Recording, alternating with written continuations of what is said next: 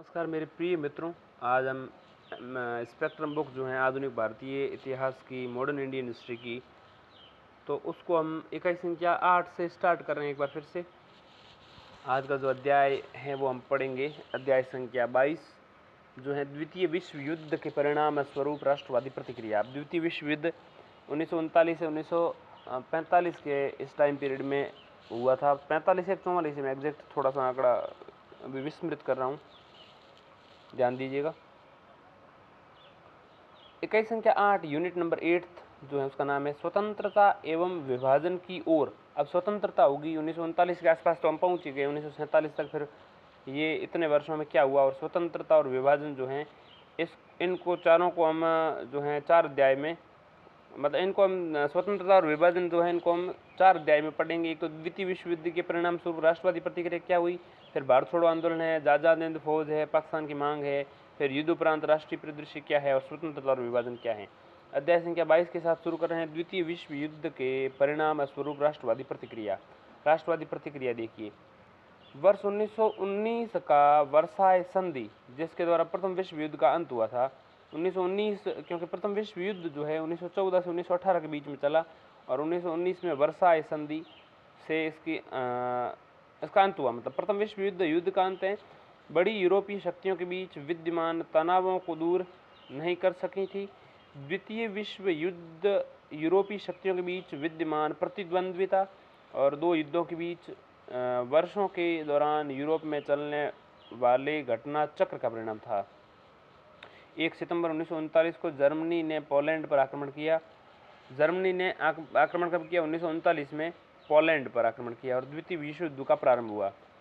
ठीक है, अब द्वितीय विश्व युद्ध 1939 में स्टार्ट हुआ, और आक्रमण किसने किया? जर्मनी ने पोलैंड पर। द्वितीय विश्व युद्ध का प्रारंभ हुआ 3 सितंबर 1939 में। ब्रिटेन ने जर्मनी के विरुद्ध युद्ध की घोषणा कर दी।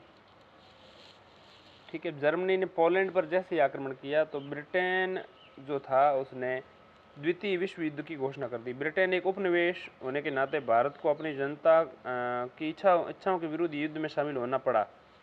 इस कारण भारतीय जनता को असंख्य कष्ट झेलने पड़े, और साथ ही इसने भारत में साम्राज्यवाद विरोधी आंदोलन को प्रभावित किया। इस युद्ध के दौरान विभिन्न उपनिवेशों से मुक्ति आंदोलन में तीव्रता आई थी, और साम्राज्यवादी नियंत्रण कमजोर पड़ गया था। अब देखिए, हरिपुरा एवं त्रिपुरी अधिवेशन। हरिपुरा अधिवेशन 1938 तक जवाहरलाल नेहरू और सुभाष चंद्र बोस कांग्रेस के कद्दावर प्रवक्ताओं के तौर पर उभर चुके थे। ठीक है, 1938 तक क्या हुआ, हरिपुरा अधिवेशन की बात कर रहा हूँ, तो जवाहरलाल नेहरू और सुभाष चंद्र बोस कांग्रेस के कद्दावर प्रवक्ताओं के तौर पर 1938 तक उभर चुके थे। जवाहरलाल नेहरू और सुभाष चंद्र बोस हरिपुरा अधिवेशन में। इसी समय कांग्रेस विचारधारा को लेकर 2 गुटों में विभाजित हो चुकी थी। एक परंपरावादी गुट था और दूसरा आमूलचूल परिवर्तनवादी गुट था। गांधी जी सक्रिय राजनीति से बाहर चुके थे, और वे हरिजन के उन्नयन के में कार्य में लग गए थे। हिंसा और अहिंसा के बीच समाजवादी विचारधारा के नवीन विकास के बीच कांग्रेस मंत्रिमंडलों के विरुद्ध दबे हुए रोष के बीच जो स्वतंत्रता के प्रगति को लेकर धीमे पड़ गए थे, विचारधाराओं के संघर्ष के बीच कांग्रेस 21 फरवरी को 1938 में विट्ठल नगर हरिपुरा में मिली। फरवरी 1938 में विट्ठल नगर हरिपुरा में मिली। कौन कांग्रेस मिली? हिंसा और अहिंसा के बीच समाजवादी विचारधारा के नवीन विकास के बीच कांग्रेस मंत्रिमंडलों के विरुद्ध दबे हुए रोष के बीच जो स्वतंत्रता के प्रति प्रगति को लेकर धीमे पड़ गए थे, और विचारधाराओं के संघर्ष के बीच विट्ठल नगर हरिपुरा में मिली कांग्रेस। सुभाष चंद्र बोस इस अधिवेशन के अध्यक्ष थे, हरिपुरा अधिवेशन में। ठीक है, ये 1938 की बात है। हरिपुरा अधिवेशन में सुभाष चंद्र बोस के अंतर्गत एक प्रस्ताव पारित किया गया। मतलब सुभाष चंद्र बोस के अधीन जो अधिवेशन हो रहा था, अध्यक्षता में उनकी, ब्रिटेन को भारत को स्वतंत्र करने के लिए 6 माह का समय दिया जाना चाहिए, जिसके विफल होने पर ब्रिटिश सरकार के विरुद्ध विद्रोह किया जाएगा। गांधी जी इस बात से असहमत थे। सुभाष चंद्र बोस ने ब्रिटिश शासन को उखाड़ फेंकने के लिए गांधी जी की अहिंसा और सत्याग्रह की तकनीकों को नहीं माना। इसके परिणाम स्वरूप गांधी और सुभाष चंद्र बोस के बीच स्वतंत्रता प्राप्ति को लेकर के एक खाई पैदा हो गई। ये खाई चौड़ी हो गई। ये खाई और चौड़ी हो गई जब सुभाष चंद्र बोस ने राष्ट्रीय नियोजन समिति का गठन किया। इसका उद्देश्य औद्योगिकीकरण पर आधारित भारत के आर्थिक विकास के लिए व्यापक योजना का निर्माण करना चाहिए। गांधी जी की चरखा नीति के विरुद्ध था। कांग्रेस संकट और त्रिपुरी अधिवेशन देखते हैं। अब 1939 की त्रिपुरी कांग्रेस सत्र भारतीय राष्ट्रीय कांग्रेस के इतिहास में संकट की घड़ी थी। कांग्रेस के अनुदारवादी नेतृत्व के लिए संयुक्त प्रतिरोध और असहयोग के कांग्रेस के अधिवेशन 1939 में हाल ही में चुने गए कांग्रेस अध्यक्ष सुभाष चंद्र बोस को हटाने का मार्ग प्रशस्त कर दिया गया। हालांकि सुभाष चंद्र बोस के विभिन्न कार्यों से प्रभावित होकर गांधी जी ने उन्हें 1938 में कांग्रेस के हरिपुरा अधिवेशन में कांग्रेस का राष्ट्राध्यक्ष घोषित किया। ज्ञातव्य है कि सरकार हरिपुरा अधिवेशन में कांग्रेस का राष्ट्राध्यक्ष घोषित किया गया था। ज्ञातव्य है कि सरकार वल्लभ भाई पटेल ने गांधी जी द्वारा सुभाष चंद्र बोस को राष्ट्राध्यक्ष बनाए जाने का विरोध किया था, लेकिन गांधी जी ने पटेल की आपत्ति को खारिज कर दिया। दरअसल हरिपुरा के अधिवेशन में सुभाष चंद्र बोस के प्रथम अध्यक्षीय भाषण को सुनकर ही गांधी जी उनकी भिन्न कार्यशैली को भांप गए थे। इसके बाद गांधी व सुभाष के संबंध कभी मधुर नहीं हो सके। वस्तुतः सुभाष चंद्र बोस की स्वतंत्रता आंदोलन के प्रति कठोर पद्धति एवं शैली तथा स्टालिनवादी साम्यवाद और बेनिटो मुसोलिनो के फासिज्म जैसी अलोकतांत्रिक विचारधाराओं की प्रशंसा एवं झुकाव ने उन्हें भारतीय राष्ट्रीय कांग्रेस के नरमदली नेताओं से दूर कर दिया। कांग्रेस के दो गुटों के बीच में दूरी अंततः अलग हो जाने के लिए बाध्य कर दिया। हरिपुरा कांग्रेस के बाद बोस जिस वर्किंग कमेटी की नियुक्ति की थी, उसमें जवाहरलाल नेहरू के अतिरिक्त 1936 में जवाहरलाल नेहरू द्वारा किए गए नामांकनों के विपरीत एक भी वामपंथी नहीं था। उन्होंने श्रमिक एवं किसान संघर्षशीलता के प्रति कांग्रेसी मंत्रिमंडलों एवं हाईकमान के अधिक वैमनस्यपूर्ण रवैये को रोकने के लिए कुछ भी नहीं किया। वर्ष 1938 के उत्तरार्ध में अंतर्राष्ट्रीय संबंध निरंतर बिगड़ते गए और यूरोप के आसमान में युद्ध के बादल मंडराने लगे। 1939 में जब पूरा विश्व द्वितीय विश्व युद्ध के मुहाने पर खड़ा था, तब सुभाष चंद्र बोस कांग्रेस का एक ऐसा राष्ट्रीय अध्यक्ष चाहते थे जो गर्म दल से हो और अंग्रेजों के बुरे दौर में उन पर हावी होकर देश को आज़ाद करवा सके। द्वितीय विश्व युद्ध में ब्रिटेन अपने सबसे कमज़ोर दौर में होगा और केवल एक गर्म दल लेफ्ट विंग का उग्र नेता ही उनके घुटने टेकवा सकता है। यही सोचकर सुभाष चंद्र बोस या तो स्वयं पुनः राष्ट्राध्यक्ष बनवाना चाहते थे और या अपनी विचारधारा के किसी अन्य राष्ट्राध्यक्ष को बनवाना चाहते थे। इसके विपरीत गांधी जी ऐसा नहीं चाहते थे। दरअसल वर्ष 1938 तक कांग्रेस में बिना चुनावों के गांधी जी की सलाह पर एक मत से राष्ट्राध्यक्ष का चुनाव होता आया था। गांधी जी के कांग्रेस में पदार्पण के पश्चात प्रथम बार किसी ने गांधी जी की सत्ता को चुनौती दी थी। इसलिए कांग्रेस में कई वर्षों के पश्चात राष्ट्राध्यक्ष पद के लिए चुनावों की घोषणा हुई। वर्ष 1939 का चुनाव, जहाँ एक तरफ नरम दल दक्षिणपंथ राइट विंग और गर्म दल के मध्य सीधा युद्ध था, वहीं गांधी बनाम सुभाष नामक नवीन दिशा का श्री गणेश भी था। पूरा वामपंथ चुनाव में सीतारमैया के विरुद्ध सुभाष चंद्र बोस के साथ था। मौलाना आज़ाद द्वारा अपना नाम वापस ले लेने पर गांधी जी ने सीतारमैया को ही अपना प्रत्याशी घोषित किया। 29 जनवरी 1939 को सुभाष चंद्र बोस 1377 के मुकाबले 1580 मतों से चुने गए। ठीक है, और सुभाष चंद्र बोस के चुने जाने से कांग्रेस में उग्रवादी विचारधारा अधिक सुदृढ़ हो गई, लेकिन अत्यंत श्रेष्ठतर रणनीति एवं वामपंथी की एकता के अभाव के कारण गांधी जी और कांग्रेस ने दक्षिणपंथी ने स्पष्ट रूप से निर्णायक पराजय को विजय में परिवर्तित कर दिया और गांधी जी ने तत्काल इस मामले को निजी प्रतिष्ठा का प्रश्न बना लिया। 31 जनवरी 1939 को गांधी जी ने बयान जारी किया कि श्री सुभाष चंद्र बोस ने अपने प्रतिद्वंद्वी डॉक्टर सीतारमैया पर एक निर्णायक विजय प्राप्त की है। मुझे स्वीकार करना होगा कि शुरुआत से ही मैं निश्चित तौर पर उनके पुनर्निर्वाचन से कुछ ऐसे कारणों से विरुद्ध था जिनके बारे में अब जिक्र नहीं करना चाहता। मैं उसके घोषणा पत्र के तथ्यों और तर्कों से सहमत नहीं हूँ। मेरा मानना है कि अपने साथियों के लिए उनके संदर्भ अनुचित और महत्वहीन है, क्योंकि मैं मौलाना आज़ाद द्वारा उनके नाम वापस लिए जाने के बाद डॉक्टर सीतारमैया को नाम वापस न लेने के लिए जिम्मेदार हूँ। ये सीतारमैया से अधिक मेरी हार है। 22 फरवरी 1939 को कार्यकारिणी के 15 में से 13 सदस्यों ने ये कहते हुए त्यागपत्र दे दिया कि सुभाष ने सार्वजनिक रूप से उनकी आलोचना की है। पार्टी के भीतर और अंतर्राष्ट्रीय संकट की छाया में कांग्रेस त्रिपुरी में मिली, मतलब अंतर्राष्ट्रीय संकट की छाया में कांग्रेस त्रिपुरी में मिली। हालांकि सुभाष चंद्र बोस 3 फरवरी 1939 को घोषणा कर चुके थे कि वे देश के महानतम व्यक्ति का विश्वास प्राप्त नहीं कर सकते, तो उनका चुनावी जीत निरर्थक है। त्रिपुरी अधिवेशन 8 से 12 मार्च के समय बोस बीमार थे, लेकिन ऐसा होते हुए भी आश्चर्यजनक रूप से लगभग पूर्व दृष्टि के साथ उन्होंने आगाह किया कि 6 महीनों के भीतर यूरोप में साम्राज्यवादी युद्ध शुरू हो जाएगा, और उन्होंने मांग रखी कि कांग्रेस को ब्रिटेन को 6 माह में देश छोड़ने की अंतिम चेतावनी देनी चाहिए, और उन्हें ऐसा न कर पाने पर एक राष्ट्रव्यापी पूर्ण स्वराज्य के लिए आंदोलन चलाया जाना चाहिए। उनकी चेतावनी और सलाह पर ध्यान नहीं दिया जाना चाहिए। उनकी चेतावनी और सलाह पर ध्यान नहीं दिया गया। स्वतंत्रता प्राप्ति के तरीके एवं अन्य को लेकर गांधी एवं सुभाष चंद्र के मध्य मतैक्यता एवं मत भिन्नता देखिए। महात्मा गांधी एवं सुभाष चंद्र बोस दो प्रसिद्ध व्यक्ति थे जो अपनी राजनीतिक सदाचार और नीति परक रुतबे में अत्यधिक विशाल थे। दो ही भारत की माता के सच्चे सपूत थे। 1915 में दक्षिण अफ्रीका से लौटने के पश्चात जल्द ही गांधी जी भारतीय स्वतंत्रता आंदोलन और भारतीय राष्ट्रीय कांग्रेस के निर्विवाद नेता बन गए। उन्होंने निशस्त्र राजनीतिक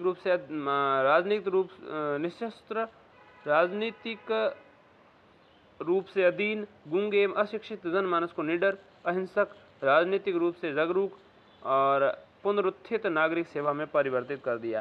सुभाष चंद्र बोस, जो गांधी जी से 28 वर्ष छोटे थे, ने भारतीय स्वतंत्रता संघर्ष में अपने अमिट योगदान के लिए भारतीय सिविल सेवा यानी ICS जैसे सुनहरे भविष्य को त्याग दिया।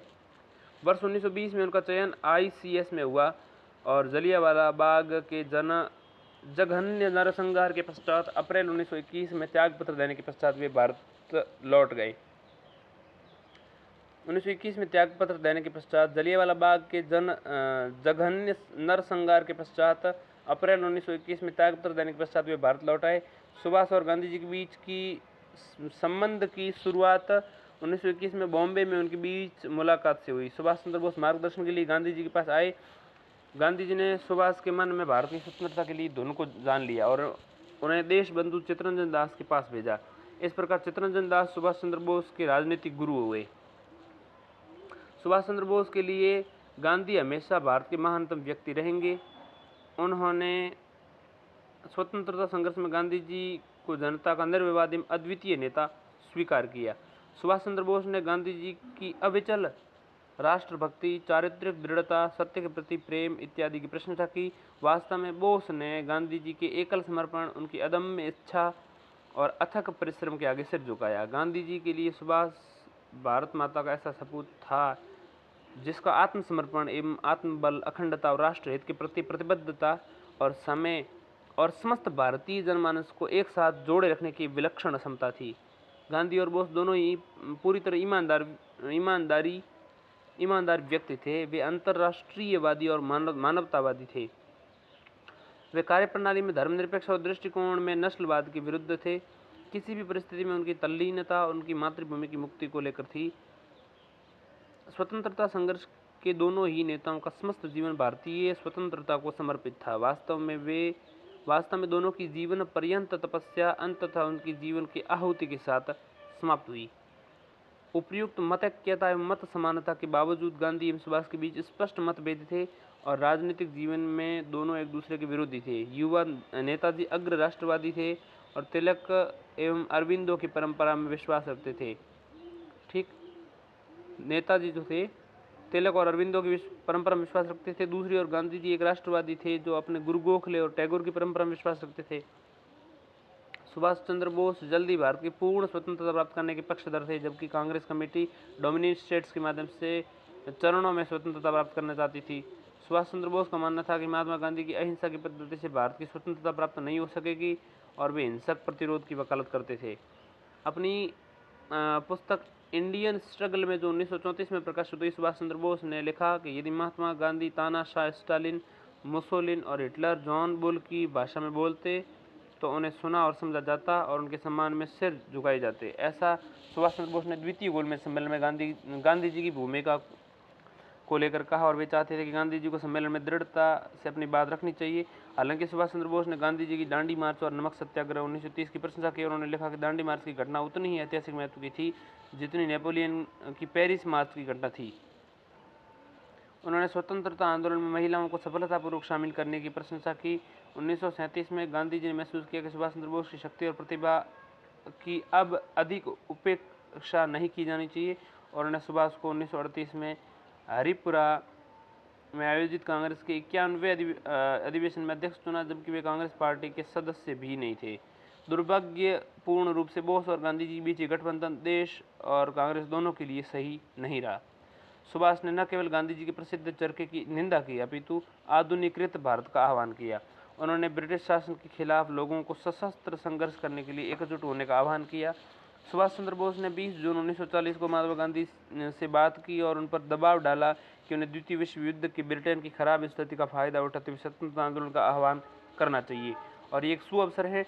गांधी जी उनकी बात से सहमत नहीं हुए। 2 अक्टूबर 1943 को गांधी जी के जन्मदिन पर बैंकॉक से अपने प्रसारण में उन्होंने गांधी जी की प्रशंसा की और श्रद्धा प्रकट की और कहा कि भारत के प्रति महात्मा गांधी द्वारा दी गई सेवाएं और बलिदान अद्वितीय और तुलनीय हैं, जिनके लिए उनका नाम हमारे राष्ट्रीय इतिहास में स्वर्णाक्षरों में लिखा जाएगा। यहाँ तक गांधी जी सुभाष चंद्र बोस की स्वतंत्रता प्राप्ति के तरीके से भिन्न होते हुए भी उन्होंने सुभाष चंद्र बोस के देश की स्वतंत्रता के अथक प्रयासों की सराहना की। गांधी जी सुभाष चंद्र बोस के तरीकों से भिन्न प्रयास सराहना की। एक मौके पर गांधी जी ने सुभाष चंद्र को लिखा कि देश के प्रति आपका प्रेम और आज़ादी की प्राप्ति के प्रति दृढ़ निश्चय अदम्य विलक्षण है। आपकी सजगता पारदर्शी है। भारत छोड़ो आंदोलन के प्रारंभ के मौके पर गांधी जी ने सुभाष चंद्र बोस को देशभक्तों का देशभक्त कहा। इस प्रकार गांधी जी और सुभाष चंद्र बोस ने उनके सम्मुख समस्याओं पर विचार विमर्श किया। दोनों ने ईमानदारी पूर्वक अपने मतभेदों को स्वीकार किया। उनका आपसी संबंध सच्चाई, पारदर्शिता, बलिदान और पीड़ा पर आधारित था। इसमें कोई आश्चर्य नहीं कि अंत तक दोनों की एक दूसरे के प्रति गहरी संवेदना और सम्मान था। फॉरवर्ड ब्लॉक का गठन। अब फॉरवर्ड ब्लॉक क्या है? दक्षिण पंथ ने गोविंद वल्लभ पंथ के प्रसिद्ध प्रस्ताव के माध्यम से अपना आक्रमण किया, जिसमें पुरानी कार्यकारिणी में विश्वास व्यक्त किया गया। विगत 20 वर्षों में अपनाई जाने वाली गांधीवादी नीतियों में आस्था की बात को दोहराया गया और सुभाष चंद्र बोस से कहा गया कि वे गांधी जी की इच्छा अनुसार अपनी नई कार्यकारिणी का चयन करें। पंथ प्रस्ताव विषय समिति में 133 के मुकाबले 218 मतों से भारी बहुमत से पारित हुआ और सुभाष के पक्ष में मौलिक कमजोरी, विशेषतया वामपंथ के बिखराव के संदर्भ में तब प्रकट हुई जब वे 29 अप्रैल 1939 को अखिल भारतीय कांग्रेस कमेटी की कलकत्ता बैठक में गांधी जी की ये चुनौती स्वीकार नहीं कर सके कि आप अपनी कमेटी का चयन करने के लिए स्वतंत्र हैं। आखिर उन्होंने त्यागपत्र दे दिया और मई 1939 में कांग्रेस के भीतर फॉरवर्ड ब्लॉक के निर्माण की घोषणा हुई। अब मई में घोषणा हुई। 11 अगस्त 1939 को अखिल भारतीय कांग्रेस कमेटी ने सुभाष चंद्र बोस को बंगाल प्रदेश कांग्रेस कमेटी के अध्यक्ष पद से हटा दिया और उन्हें 3 वर्ष तक कांग्रेस में किसी भी पद के लिए अयोग्य घोषित कर दिया। 1 सितंबर 1939 में युद्ध छिड़ जाने के बाद इस बात का भी खतरा हो गया कि कांग्रेस सरकारों को युद्ध विरोधी कांग्रेस प्रदर्शनकारियों के विरुद्ध हुई आपातकालीन शक्तियों का प्रयोग करना पड़ेगा। भारत को साम्राज्यवादी युद्ध में घसीटा गया। इस प्रकार 29-30 अक्टूबर 1939 को 7 प्रांतों में कांग्रेस मंत्रिमंडल ने त्यागपत्र दे दिया। अक्टूबर 1939 में त्यागपत्र दे दिया जो तर्कसंगत और अपरिहार्य था। महात्मा गांधी ने घोषणा की कि वह युद्ध के दौरान ब्रिटिश सरकार को परेशान नहीं करेंगे। कांग्रेस की स्थिति। कांग्रेस ब्रिटेन की उम्मीद से कहीं अधिक फांसीवाद, नाजीवाद, सैन्यवाद और साम्राज्यवाद की विरोधी हो गई, किंतु युद्ध में कांग्रेस के समर्थन का प्रस्ताव 2 आधारभूत मांगों पर आधारित था। युद्धोपरांत संविधान सभा की बैठक आहूत की जानी चाहिए जो स्वतंत्र भारत की राजनीतिक संरचना पर विचार करेगी। अतिशीघ्र केंद्र में किसी प्रकार की वास्तविक और उत्तरदायी सरकार की स्थापना की जाए। वायसराय लिनलिथगो ने इस प्रस्ताव को अस्वीकार कर दिया, किंतु कांग्रेस ने स्पष्ट किया कि युद्ध में भारतीयों का समर्थन प्राप्त करने के लिए सरकार को उक्त मांगे मानना अत्यंत आवश्यक है। कांग्रेस कार्य समिति की वर्धा में आयोजित बैठक कांग्रेस कार्य समिति की वर्धा में आयोजित बैठक, वर्धा एक जगह है, ये सितंबर 1939 की बात है, 10 से 14 सितंबर 1939। इस बैठक में भारत द्वारा ब्रिटेन को युद्ध के समर्थन देने के मुद्दे पर विभिन्न विचार प्रतिध्वनित हुए। गांधी जी इन्होंने मित्र राष्ट्रों के प्रति सहानुभूति प्रकट की। गांधी जी का मत था कि पश्चिम यूरोप के लोकतांत्रिक राज्यों और हिटलर का नेतृत्व स्वीकार करने वाले निरंकुशतावादी राज्यों में स्पष्ट अंतर है। सुभाष चंद्र बोस और समाजवादी, इनका तर्क था कि ये चूंकि यह युद्ध साम्राज्यवादी हैं और दोनों पक्षों अपने अपने औपनिवेशिक हितों के लिए युद्धरत हैं, फलतः किसी एक पक्ष का समर्थन नहीं किया जा सकता। कांग्रेस को इस स्थिति का लाभ उठाकर स्वतंत्रता प्राप्ति के लिए तुरंत सविनय अवज्ञा आंदोलन प्रारंभ कर देना चाहिए, सुभाष चंद्र बोस और समाजवादियों का तर्क था।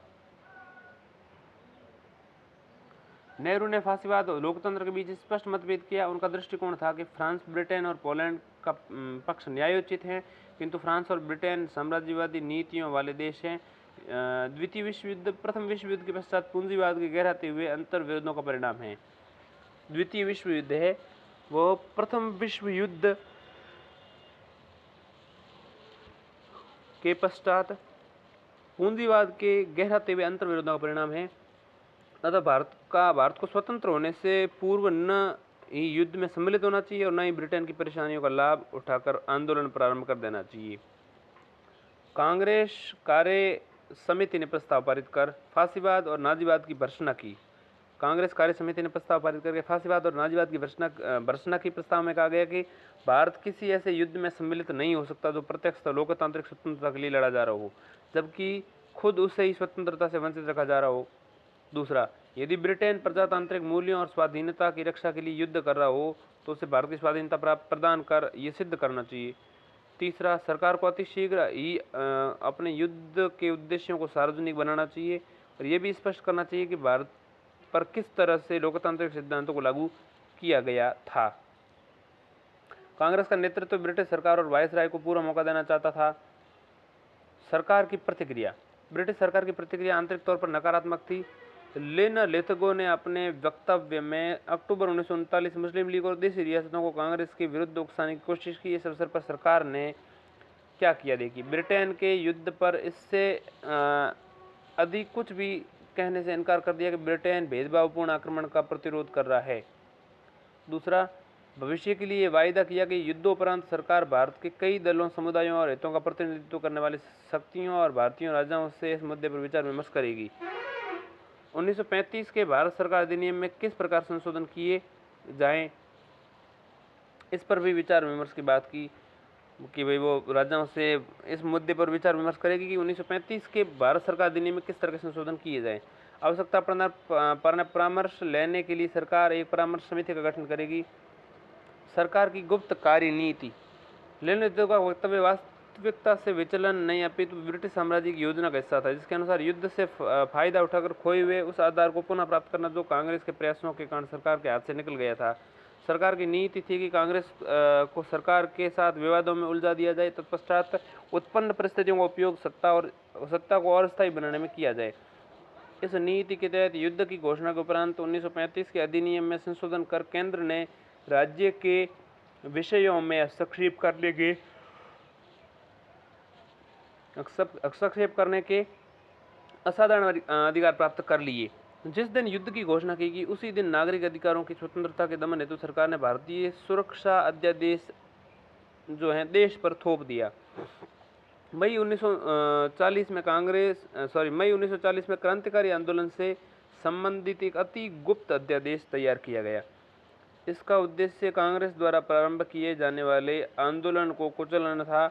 इसके पीछे सरकार की मंशा थी कि वे कांग्रेस द्वारा प्रारंभ किए गए किसी भी आंदोलन को आसानी से दबा सकें और भारतीयों को सहानुभूति भी प्राप्त कर सकें।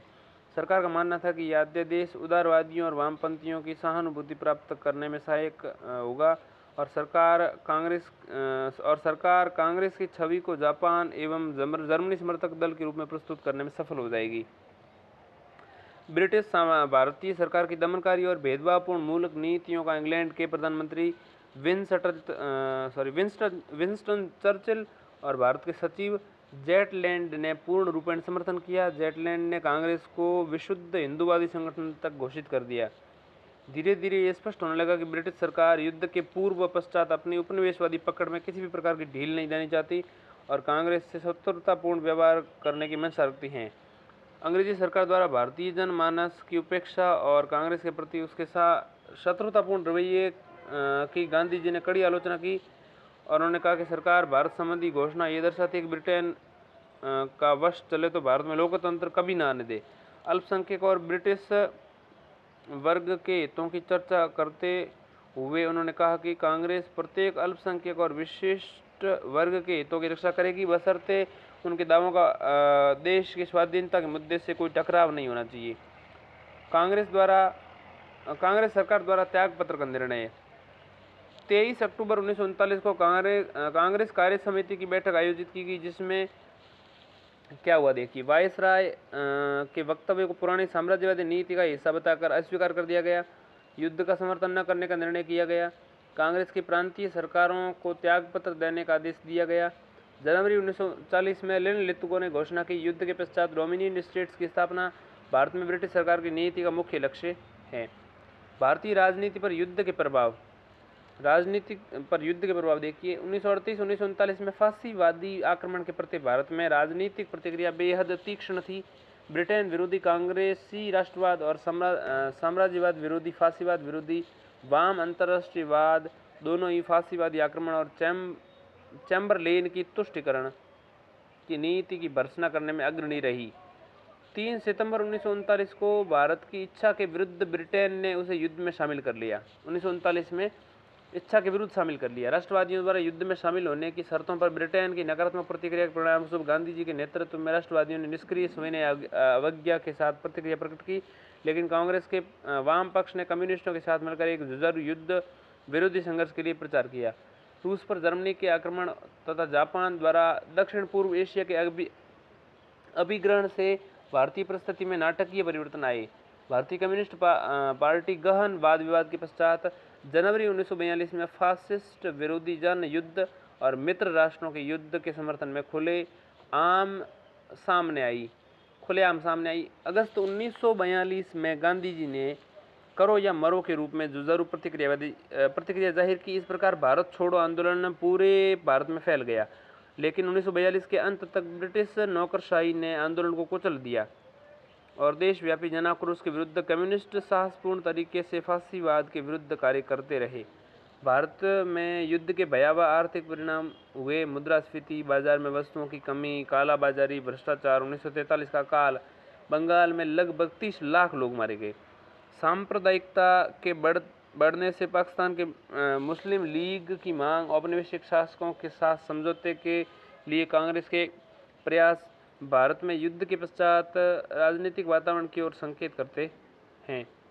हालांकि किसान और मजदूरों द्वारा साम्राज्यवाद विरोधी, जमींदार विरोधी और पूंजीवाद विरोधी जुझारू संघर्ष एवं 1945-46 के नाविक विद्रोह ने पूर्ण स्वतंत्रता की प्रक्रिया एवं साथ साथ सामाजिक मुद्दे को प्रोत्साहित किया, लेकिन 1945-1947 के दौरान जनता सांप्रदायिक विध्वंस और विभाजन की तनावपूर्ण स्थिति में जीवन जीने के लिए विवश थी।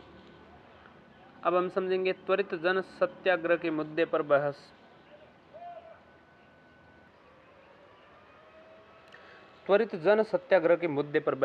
अक्टूबर 1939 में लेनिन लिथुगो की घोषणा के पश्चात तुरंत जन सत्याग्रह छेड़ने के मुद्दे पर एक बार पुनः बहस प्रारंभ हो गई।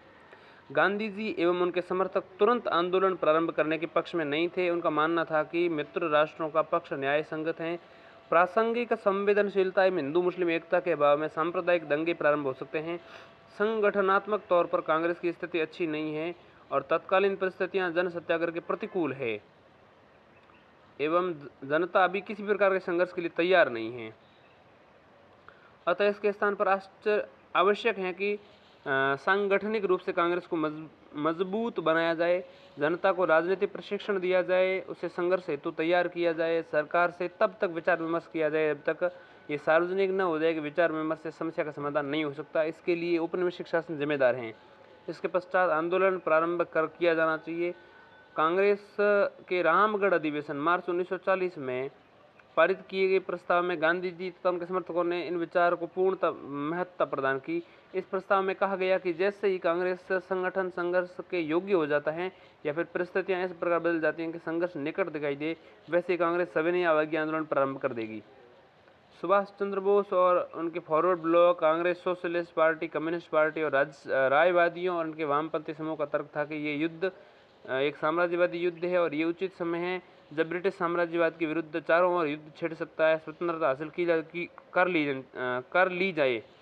उनका मानना था कि जनता संघर्ष के लिए पूरी तरह तैयार है, सिर्फ आंदोलन प्रारंभ किए जाने की प्रतीक्षा कर रही है।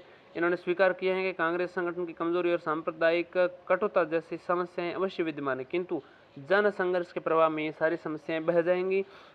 इन्होंने तर्क दिया कि संगठन संघर्ष के पहले तैयार नहीं किया जाता, अपितु इसके निर्माण संघर्ष के प्रारंभ होने के पश्चात होता है। फलतः कांग्रेस को अतिशीघ्र आंदोलन प्रारंभ कर देना चाहिए। यहाँ तक कि सुभाष चंद्र बोस ने इस बात का प्रस्ताव रखा कि कांग्रेस शीघ्र ही सत्याग्रह प्रारंभ करने के मुद्दे पर उनका साथ नहीं देती तो वामपंथी उनसे नाता तोड़ लेंगे और समानांतर कांग्रेस का गठन कर अपनी ओर से स्वतंत्रता आंदोलन प्रारंभ कर देंगी। किंतु कांग्रेस, सोशलिस्ट पार्टी और कम्युनिस्ट पार्टी ने सुभाष चंद्र बोस के प्रस्ताव से असहमति प्रकट की। जवाहरलाल नेहरू का झुकाव दोनों पक्षों की ओर था।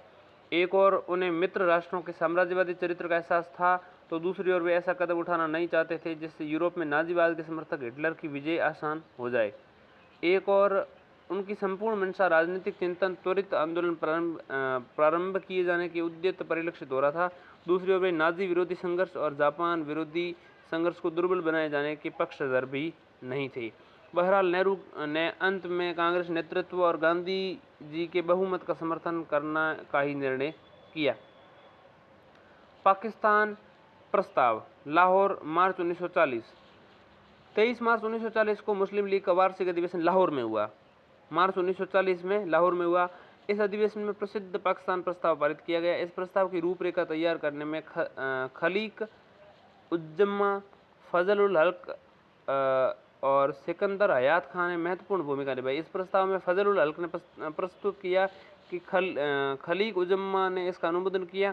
इस प्रस्ताव में कहा गया कि भौगोलिक स्थिति से एक दूसरे में लगे हुए प्रदेश आवश्यक परिवर्तनों के साथ इस प्रकार गठित किए जाएं कि ताकि वह मुस्लिम समुदाय बहुसंख्यक हो जाए, जैसे कि भारत के उत्तर पश्चिमी और पूर्वी प्रदेशों को मिलाकर एक स्वतंत्र राज्य बनाया जाना चाहिए। उसमें सम्मिलित प्रदेश प्रभुसत्ता संपन्न और स्वशासी हों। जिन राज्यों में मुसलमान अल्पसंख्यक हो गए वहाँ उनके हितों की सुरक्षा के लिए आवश्यक उपबंध हो। अगस्त प्रस्ताव, द्वितीय विश्व युद्ध में हिटलर की असाधारण सफलता और बेल्जियम, हॉलैंड और फ्रांस के पतन के पश्चात ब्रिटेन की स्थिति अत्यंत नाजुक हो गई। फलतः ब्रिटेन ने समझौतावादी दृष्टिकोण की नीति अपनाई और युद्ध में भारतीयों का सहयोग प्राप्त करने के उद्देश्य से 8 अगस्त 1940 को वायसराय लिनलिथगो ने एक घोषणा की। यह अगस्त प्रस्ताव के नाम से जाना जाता है। इस प्रस्ताव में निम्नलिखित प्रावधान थे।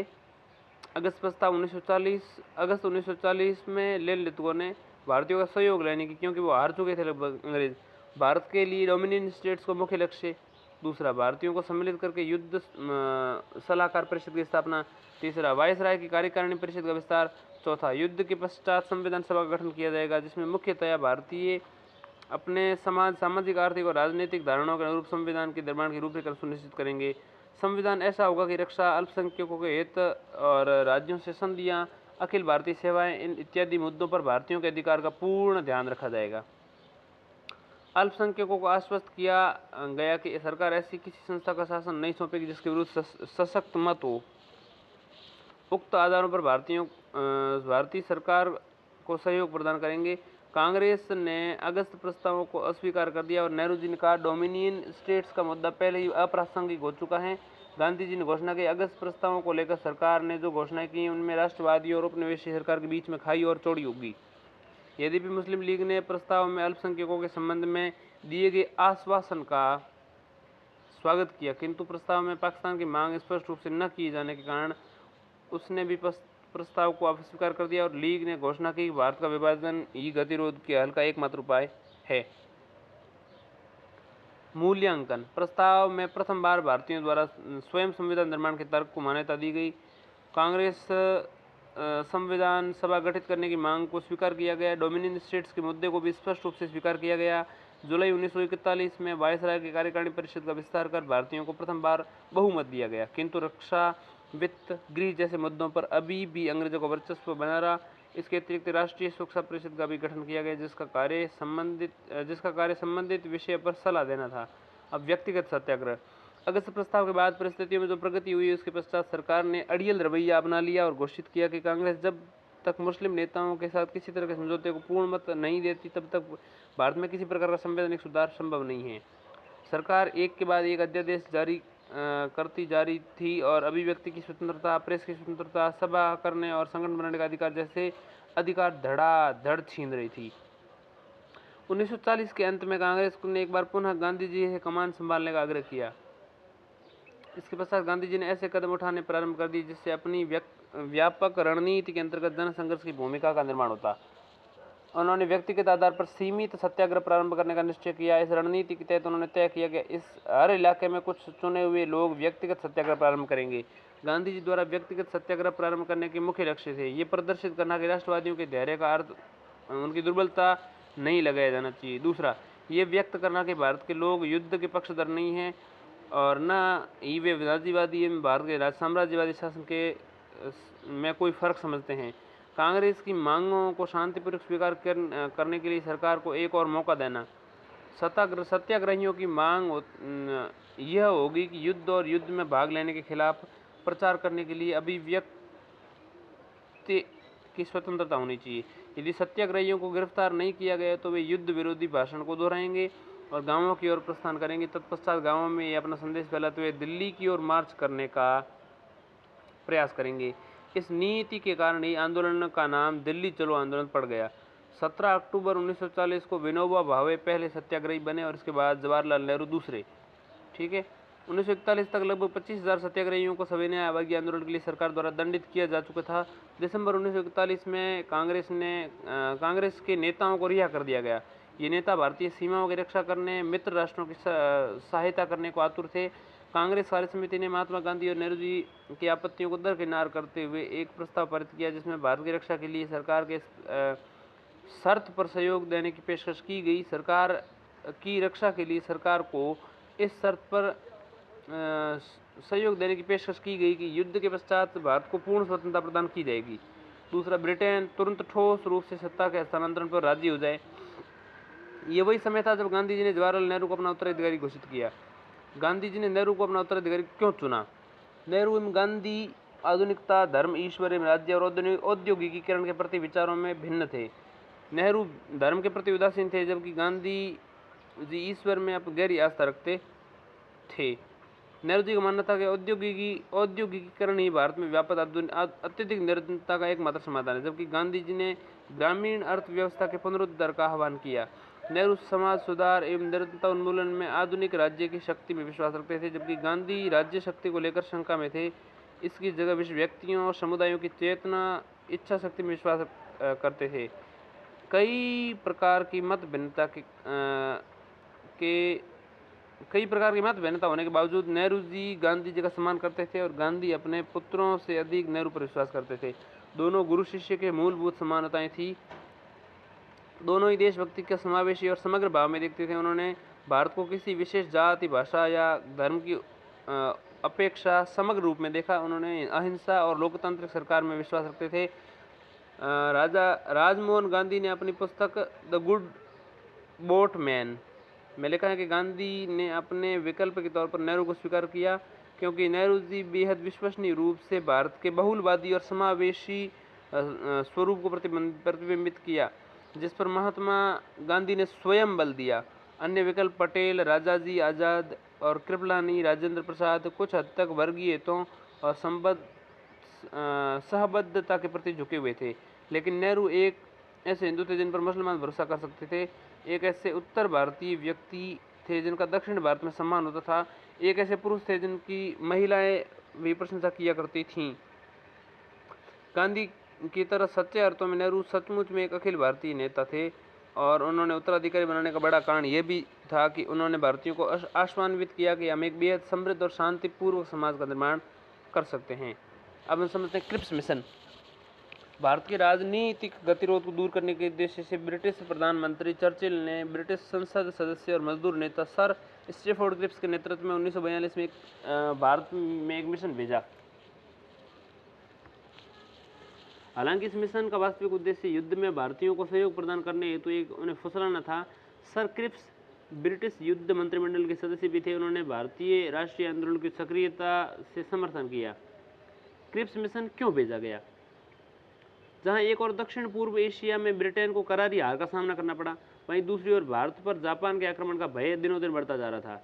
इन परिस्थितियों में ब्रिटेन को भारत से समर्थन की कोई उम्मीद नहीं दिखाई दे रही थी। ब्रिटेन पर मित्र राष्ट्रों जैसे अमेरिका, सोवियत संघ और चीन की ओर से दबाव डाला जा रहा था कि भारत का समर्थन प्राप्त करें। भारतीयों ने इस शर्त पर मित्र राष्ट्रों का समर्थन देना स्वीकार कर लिया था कि भारत को ठोस उत्तरदायी शासन का उत्तरदायित्व हस्तांतरण कर दिया जाए तथा युद्धोपरांत भारत को पूर्ण आज़ादी देने का वचन दिया जाए। मुख्य प्रावधान।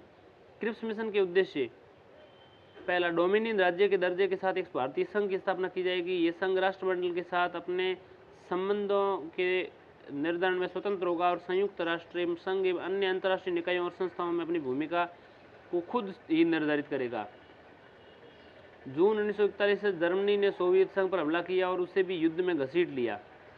जून 1941 में जर्मनी ने क्या किया? सोवियत संघ पर हमला कर दिया और उसे भी युद्ध में घसीट लिया। दिसंबर 1941 में जापान ने पर्ल हार्बर स्थित अमेरिकी बेड़े पर अचानक हमला कर दिया और मार्च 1942 में जापान ने लगभग पूरे दक्षिण पूर्व एशिया पर आधिपत्य स्थापित करने के पश्चात रंगून को भी अधिग्रहित कर लिया। युद्ध की समाप्ति के पश्चात नए संविधान निर्माण हेतु निर्मात्री परिषद का गठन किया जाएगा तो भारतीय सहयोग करेंगे। इसके कुछ सदस्य प्रांतीय विधायकों द्वारा निर्वाचित किए जाएंगे तथा कुछ रियासतों का प्रतिनिधित्व करने के लिए राजाओं द्वारा मनोनीत किए जाएंगे। ब्रिटिश सरकार संविधान निर्मात्री परिषद द्वारा बनाए गए संविधान को अग्रलिखित शर्तों के अधीन स्वीकार करेगी। संविधान निर्मात्री परिषद द्वारा निर्मित संविधान जिन प्रांतों को स्वीकार नहीं होगा वे भारतीय संघ से पृथक होने के अधिकारी होंगे। पृथक होने वाले प्रांतों को अपना पृथक संविधान बनाने का अधिकार होगा। देशी रियासतों को भी इस प्रकार का अधिकार होगा। नवगठित संविधान निर्मात्री परिषद और ब्रिटिश सरकार सत्ता के हस्तांतरण और प्रजातीय और धार्मिक अल्पसंख्यकों के हितों की रक्षा के मुद्दे को आपसी समझौते द्वारा हल करेंगे। इसके अलावा उक्त व्यवस्था होने तक भारत के सुरक्षा संबंधी दायित्वों का निर्वहन ब्रिटेन करेगा। देश की सुरक्षा का नियंत्रण और निर्देशन करेगा और गवर्नर जनरल की समस्त शक्तियां पूर्ववत बनी रहेंगी। क्रिप्स मिशन के प्रस्तावों का पूर्ववर्ती प्रस्तावों से भिन्न होना। क्रिप्स मिशन प्रस्ताव के इस पूर्ववर्ती प्रस्तावों से अनेक अर्थों में भिन्न था। देखिए, संविधान निर्माण का अधिकार जब वास्तविक तौर पर भारतीयों के हाथों में था। संविधान निर्माण का अधिकार अब वास्तविक तौर पर भारतीय हाथों में था।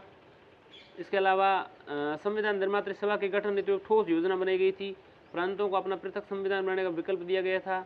ये व्यवस्था अप्रत्यक्ष रूप से भारत का विभाजन सुनिश्चित करती थी। इसके अलावा स्वतंत्र भारत के लिए यह अधिकतर सुनिश्चित किया गया था कि उससे राष्ट्रमंडल से पृथक होने का अधिकार होगा। भारतीयों को प्रशासन में भागीदारी का भरपूर अवसर प्रदान किया जाना सुनिश्चित किया गया था। क्रिप्स मिशन क्यों असफल हुआ?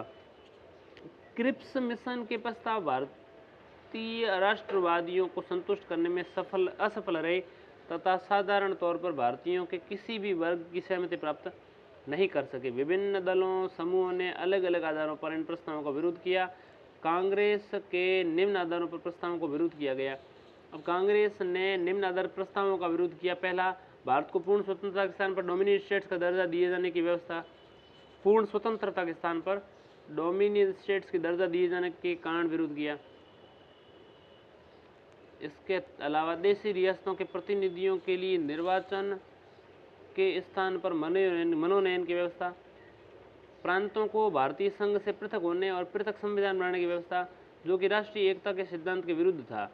सत्ता के त्वरित हस्तांतरण की योजना का अभाव, प्रतिरक्षा के मुद्दे पर वास्तविक भागीदारी की व्यवस्था का न होना, गवर्नर जनरल की सर्वोच्चता पूर्ववर्त थी और गवर्नर जनरल का केवल संवैधानिक प्रमुख बनाने की मांग स्वीकार न किया जाना।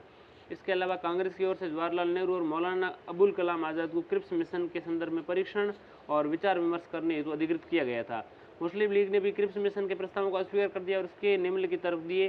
पहला, एकल भारतीय संघ की व्यवस्था का होना उसे स्वीकार्य नहीं था। इसके अलावा संविधान निर्मात्री परिषद के गठन का जो आधार सुनिश्चित किया गया था वह उसे स्वीकार्य नहीं था। प्रांतों के संघ से पृथक होने और अपना पृथक संविधान बनाने की जो विधि निर्धारित की गई थी उससे भी मुस्लिम लीग असहमत थी।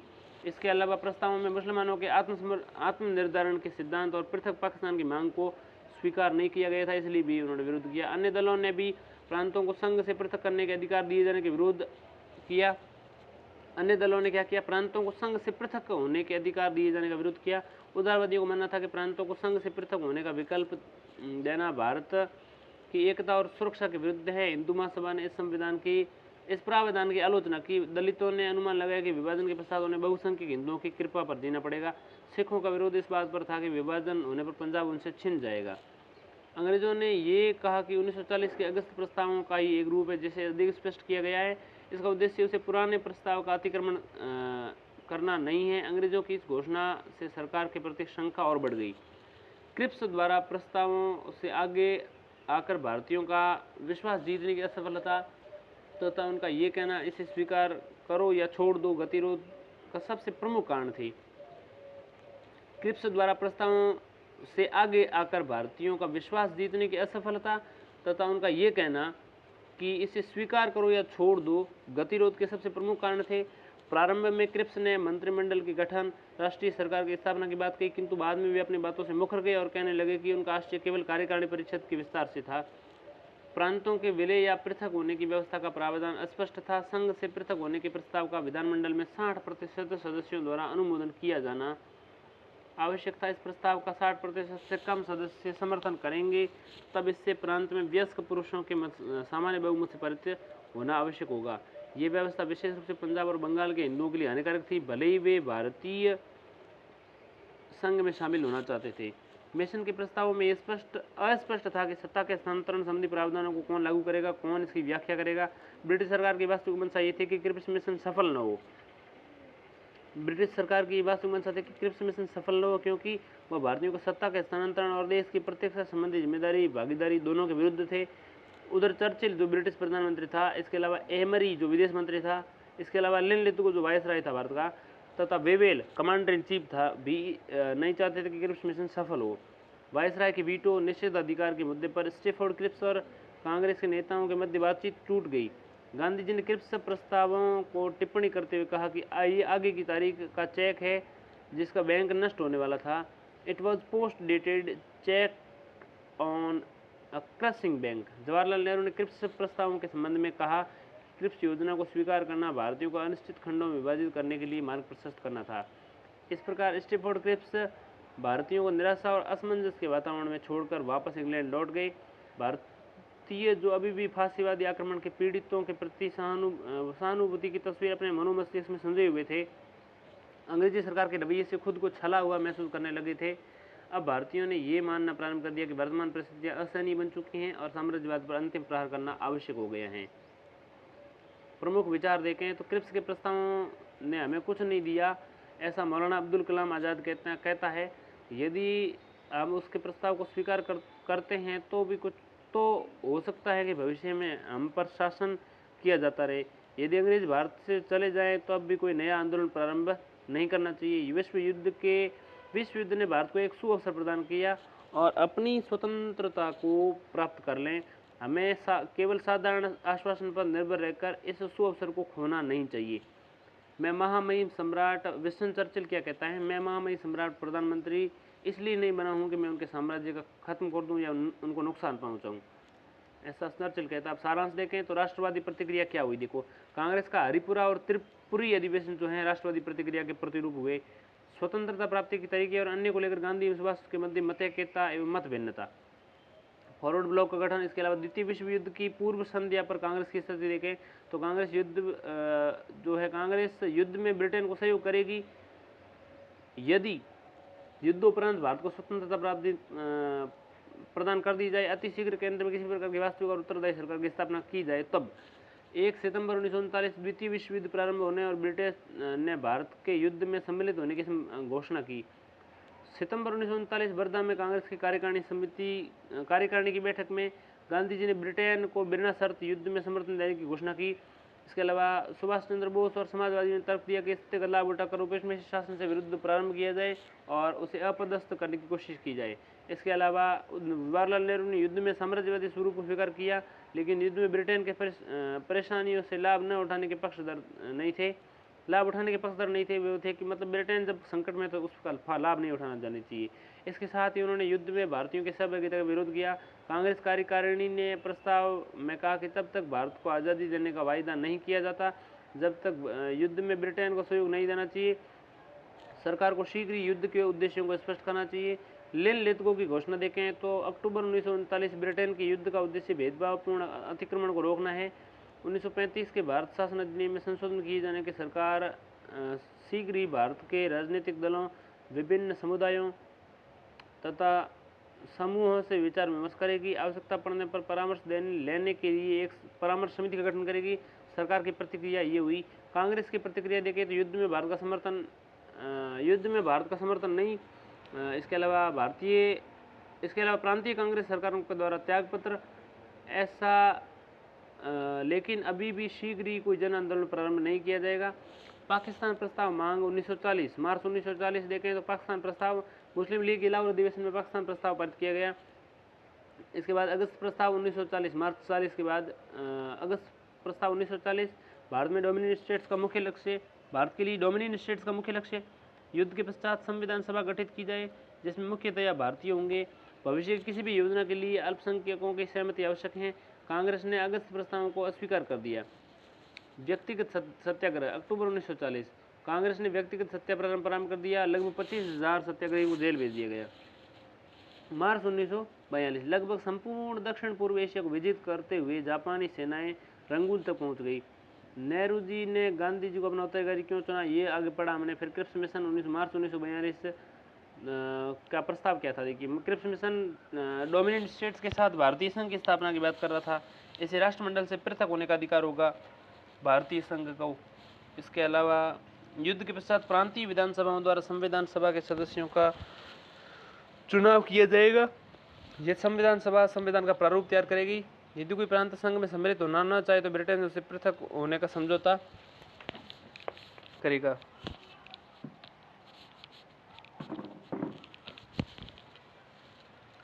इस दौरान भारत की सुरक्षा का दायित्व ब्रिटेन के हाथों में होगा। कांग्रेस को निम्न प्रावधानों पर आपत्ति की। पहली तो डोमिनेंट स्टेट्स के मामले में, दूसरी प्रांतों को संघ से पृथक करने का जो अधिकार दिया गया, पृथकता का जो अधिकार दिया गया, उसका विरोध किया इन्होंने। गवर्नर जनरल की सर्वोच्चता बनाए रखने का प्रावधान इसमें जो था उसका भी। मुस्लिम लीग ने विभिन्न प्रावधानों पर आपत्ति की। किस आधार पे? पहला, स्पष्ट रूप से पाकिस्तान के निर्माण की बात का न होना। दूसरा, संविधान सभा के गठन की प्रक्रिया का भी विरोध। तो इस प्रकार था। और भारत छोड़ो आंदोलन और आज़ाद हिंद फौज और पाकिस्तान की मांग जो है हम अगले अध्याय में पढ़ेंगे, अध्याय संख्या 23 में, लेकिन अभी नहीं, थोड़ी देर बाद में।